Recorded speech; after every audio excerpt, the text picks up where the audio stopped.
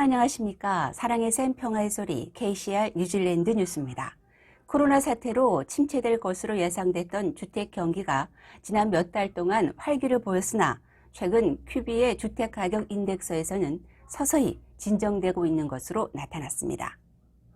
정부의 웨이지 서브시디와 은행 대출이자 상환 지원 등의 조치가 마무리되고 있으면서 부동산 시장은 다시 어려운 시기가 될 가능성이 높은 것으로 보여지고 있습니다. 오클랜드와 퀸스타운, 더니든 지역의 주택 가격은 지난 3개월 동안 조금 내려갔으며 특히 퀸스타운 레이크스 디스트릭은 4.2%로 가장 많이 하락했습니다. QB의 자료에서 지난 3개월 동안 전국의 평균 주택 가격은 0.4% 올랐지만 6월에는 1.3% 하락했으며 전국 평균 가격은 73만 9천 달러를 유지하고 있습니다. 오클랜드 지역의 평균 주택 가격은 107만 7천 달러로 지난 2, 4분기 동안 0.2% 떨어졌으며 6월 기준으로 지난 1년 동안 5.4%의 성장세보다 약간 떨어진 5.1%를 보이고 있습니다. 그러나 QB의 관계자는 더니든의 경우가 예상 밖으로 0.3%의 하락세로 수요가 많을 것으로 기대도 되며 옥션장과 오픈홈에 나타나는 사람들의 수도 많고 또 가격대가 높지 않은 주택 매물도 많이 나와 있는데도 불구하고 가격이 내려갔다고 말했습니다. 이는 주택을 팔려는 사람들도 팔고 난 이후에 다음 주택 구입에 매우 조심스러운 자세로 접근하면서 원하는 가격과 맞지 않으면 거래가 성사되지 않고 있는 추이라고 분석했습니다. 첫 주택 구입자들은 투자자들과 정면으로 부딪히면서 비교적 저렴한 가격대의 주택들에서도 가격 경쟁을 해야 하는 상황이 벌어지고 있지만 투자자들은 이번 주 공개될 임대차 주택법 개정안 내용에 유의를 해야 할 것이라고 관계자는 말했습니다. 어제 국회에서는 내셔널의 주디스 콜린스 당수와 제신다 아던 총리 간의 뜨거운 공방전이 있었습니다. 내셔널의 콜린스 당수는 레이버 정부는 정권을 잡고 있는 동안 어떠한 정책 제시를 하지 못하고 있다고 지적했으며 아든 총리는 이전 내셔널 파티 정부보다는 더 나아졌다고 말하며 대응했습니다. 콜린스 당수는 퀴빌드 프로그램이 당초 목표보다 적은 주택을 공급하고 있으며 임대료는 내리지 않고 오르고 있고 무주택자들의 수도 줄어들지 않고 늘어나고 있으며 어린이 빈곤 문제도 더 심각해지며 아든 총리가 공약한 9가지 가운데 7가지는 내려가지 않고 오르고 있지만 한 가지 기업 신뢰 지수만 내려갔다고 지적했습니다. 콜린스 당수는 아든 총리는 말로만 공약을 제시하지만 실제로 그에 따른 조치는 없다고 비난하며 이제 코로나 바이러스로부터 회복이라는 장막을 벗어나 보다 구체적인 정책을 제시하고 실행해야 한다고 말했습니다. 아든 총리는 정부의 자료에서 전 내셔널 정권보다 모든 면에서 개선되고 있다고 말하며 내셔널 정부가 주택 위기 상황을 만들어 놓았고 우리 레이버 정부가 이를 수습 중이라고 답했습니다. 이에 대해 콜린스 당수는 역시 과거에 연연하며 미래에 대한 제시가 없다고 비난했으며 아든 총리는 내셔널 정권에 뒷수습만 하는데 너무 많은 시간을 쓰고 있다고 반박했습니다.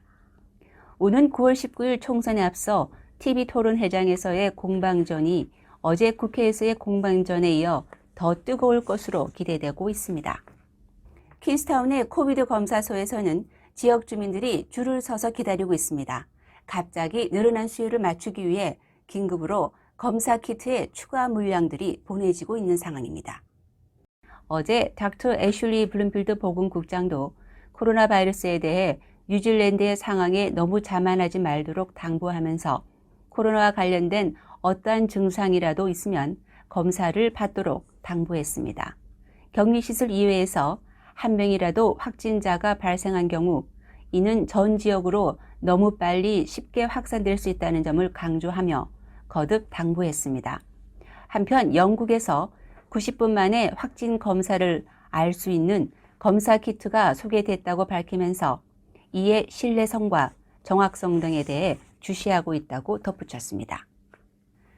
액트 파티는 국회의 일정을 새로 만들어 국회의원들의 웰링턴으로의 항공편 출장을 줄이면서 탄소 배출을 줄이도록 할 것으로 밝혔습니다. 데이비드 시모어 당수는 국회의원들은 간단하면서도 비용이 들지 않는 방법으로 탄소 배출을 줄여 기상변화에 도움이 되는 한편 국민들의 세금을 절약할 수 있다고 말했습니다. 시모어 당수는 이번 선거에서 연정 파트너로 정부의 일부가 된다면 국회 일정을 변경해 국민의 세금으로 충당되는 의원들의 출장 경비 25% 정도를 절감하는 한편 기상변화 원인 중의 하나로 탄소 배출을 줄일 수 있는 효과를 얻을 수 있다고 말했습니다. 현재 국회 일정이 주 3일로 되어 있는 것을 주 4일로 바꾸고 연간 30주의 일정을 23주로 줄이면서 국회의 일정에 차질 없이 국민의 세금을 절약하고 기상변화에도 도움이 될 것이라고 설명했습니다.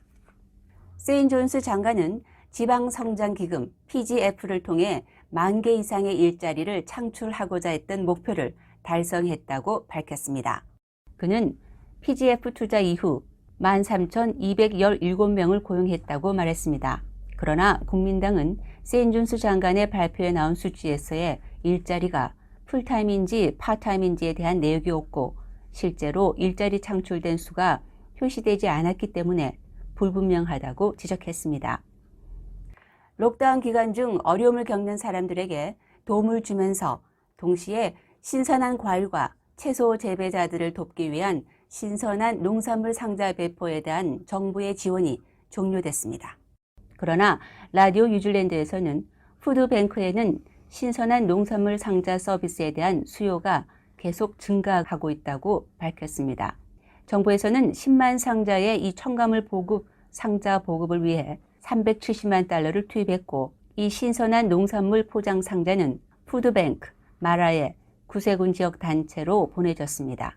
유나이티드 프레쉬의 최고 경영자 제리 대표는 이 사업을 위한 정부 자금 지원이 끝나는 것에 실망스럽다며 공동체 그룹에서의 수요는 계속 있다고 말했습니다. 재신다하던 뉴질랜드 총리의 스케치 한 점이 트레이드 및 경매에 올라 주목을 끌고 있습니다. 폴리티컬 사이클이라는 설명이 달린 이 드로잉 작품은 토네이도 형상을 한 짧은 시간에 그려진 작품입니다. 이 그림은 아동자선기관인 코르케어가 기금을 마련하고자 8월 4일 어제 경매에 올랐습니다. 코르케어는 생명을 위협하는 질병이나 장애에 직면한 뉴질랜드 어린이들에게 꿈을 실현시켜주는 활동을 하고 있습니다.